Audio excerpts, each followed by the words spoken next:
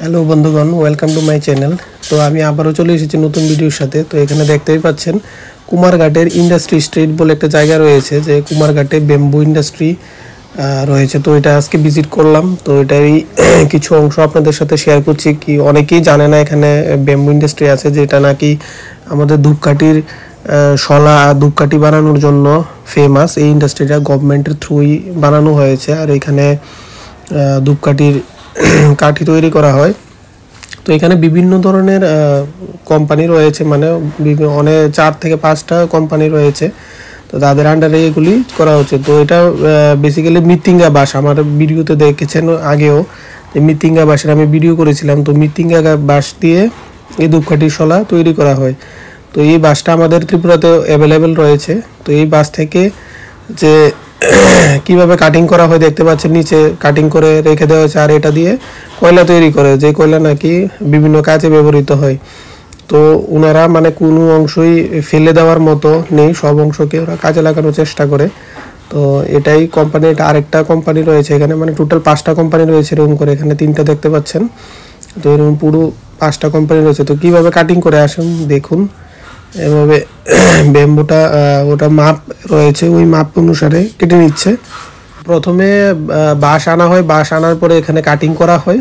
তো মেপে কাটিং করার পরে এগুলিকে যে সবগুলো টুকরো টুকরো বের হয় এখানে দেখতে পাচ্ছেন অনেকগুলো। আর এই কাটিংগুলি দিয়ে সেরে মানে যে আগুনে পুড়িয়ে কয়লা তৈরি করে। তো কোনো জিনিসই মানে যাতে ওয়েস্ট না হয় ওই জিনিসটা মাথায় রেখে করা হয়। কিন্তু তবুও ওনারা বলছেন যে ওনাদের নাকি 80%ই ওয়েস্ট হয় ব্যাম্বুর।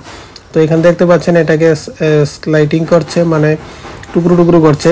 তো এটা দিয়ে টোটাল 10টার মতো বা এরকম টুকরো চলে আসে বাঁশের। তো খুবই দেখতে খুবই সুন্দর জিনিসটা। আর দিদিরা করছে এখানে ওমেন এম্পাওয়ারমেন্টের অনেক ব্যবস্থা রয়েছে, বেশি শ্রমিক রয়েছে, তারা মহিলা।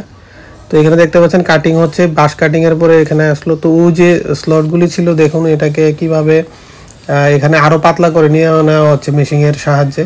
তো তারপরে মেশিন থেকে পাতলা করার পরে এখানে ধূপকাঠি শলা তৈরি হয়ে চলে আসছে এই পাতলা শিটগুলি থেকে। তো এখানে 5টা কোম্পানি আছে, মোটামুটি যে 5-6টা কোম্পানি সবগুলি ভিজিট করলাম। আর সবার কাছে সেম মেশিনারিজ রয়েছে।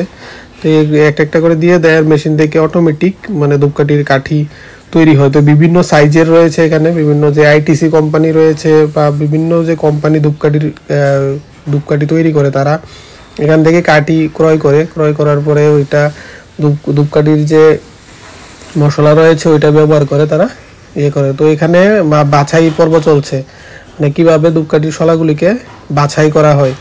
তো যেখানে ছোট বড়, তো আর সাইজটা ম্যাটার করে। তো এই দেখুন, এটা বিভিন্ন সাইজে ভাগ করে এটাকে সুন্দর করে বানিয়ে দেওয়া হয়েছে, বান্ডিং করে রাখা হয়েছে, যেটা আমাদের বহিরাজ্য মানে ত্রিপুরা থেকে যাচ্ছে। কারণ ত্রিপুরাতে এত ধূপকাঠির কোম্পানি নেই, খুবই কম।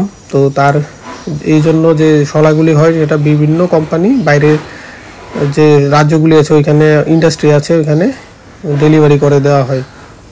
তো এটাই পুরো প্রসেসিং। তো এই প্রসেসিং ইউনিটটা আমাদের কুমারঘাটেতে রয়েছে। তো এখানে আরেকটা জিনিস হলো যে বাঁশের যে ওয়েস্ট জিনিসটা এটা দিয়ে ড্রাই করে, মানে যেমন শীতের দিনে রৌদ্র কম থাকে, তাহলে শলাগুলি শুকানোর জন্য এই মেশিনটা ইউজ করে, এটা ড্রায়ার মেশিন।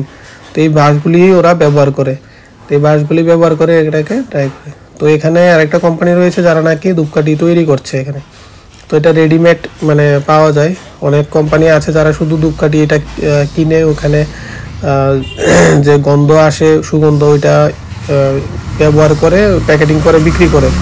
তো এটাই আর একটা আপনারা দেখতে পাচ্ছেন। তো এখানে যে কালারিং করে শুকানো দেওয়া হয়েছে।